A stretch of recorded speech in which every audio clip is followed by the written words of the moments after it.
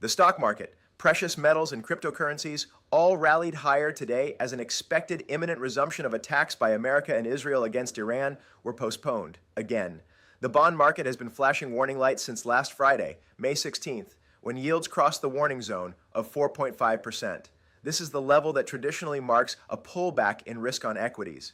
Yesterday, the U.S. 10-year bond hit a 16-month high of 4.7% before dropping to 4.58% today. Japan's 10-year touched its highest level since the mid-90s, near 2.81%, easing slightly to 2.79% today. Oil prices also pulled back hard, with Brent down over 5% today. As a result, stocks, cryptos, and metals all went higher today. This is the third time in the last 2 months that, as a response to renewed military campaigns by America in the Iran war, yields have spiked to critical levels, and then the campaigns have been called off or postponed. The two previous examples were March 23rd, Trump postponed strikes on Iranian energy sites. April 7th, 8th, Trump announced a 2-week ceasefire. And this time, on Monday, May 18th, America pulled back from a planned strike just as yields crossed a higher level than the two previous examples. Higher oil pushes inflation fears higher, which drives bond yields up. When Trump de-escalates, both ease off.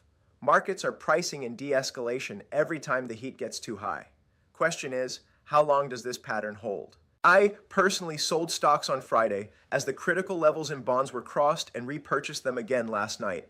I'm up over 6% on AG First Majestic Silver today, a great stock to play for short trades because of silver's volatility, the company's stability, and the fact that silver and silver miners are one of the cleanest ways to play on the market's fears and expectations. Silver has been ranging between the low $70 range and the high 80s in recent weeks, mainly as a reaction to expectations in the war. Silver miners like First Majestic Silver react in an exaggerated manner to the upside and the downside to the moves of the metal.